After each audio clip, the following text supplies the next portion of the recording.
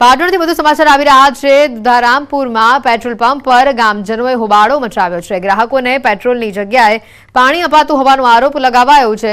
દુધારામપુરા અને દુનાવાડા વચ્ચે આવેલા પેટ્રોલ પંપ પર હંગામો કરવામાં આવ્યો। પેટ્રોલ તેમજ ડીઝલમાં પાણી આપવામાં આવતું ભેળસેળ કરવામાં આવતું આ આક્ષેપો ગામજનો લગાવ્યા છે। ગામજનો એકત્રિત થયા હતા પેટ્રોલ પંપ પર અને ચેક કરવામાં આવ્યો હતો। પેટ્રોલમાં પણ પાણીનો ભાગ આવી રહ્યો હોવાનું લોકોનું કહેવું છે। ગામજનો તેમજ ગ્રાહકો પોતાના વાહનો તેમજ ડીઝલ ભરેલ કેરબા લઈ પહોંચ્યા હતા।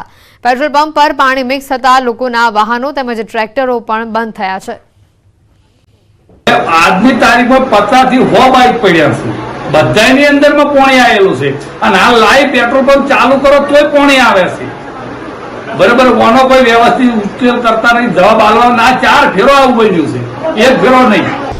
શેઠે જવાબ આવ્યો કે આપણી ભૂલ હોય કે ગમે તેની કે કંપનીની હોય, કોઈ પણ ભૂલ હોય એનું નિરાકરણ લાવવા માટે અમે કંપનીમાં ઇન્ફોર્મ કર્યું હોય એ એમની ટીમ લઈને ચેક કરવા આવશે કે આ શેના કારણે ફોલ થયો છે, કોની ભૂલ છે કોની ભૂલ નહીં એ ચેક થશે। પણ હાલ લોકોને શાંત કરવા માટે એમને શેઠે મને એમ કીધું કે એમનો જે ખર્ચો થતો હોય બાઇક બગડ્યો હોય એમને આપણે રિપેરિંગ કરી હાલ તરત જ રિપેરિંગ કરી આપીશું।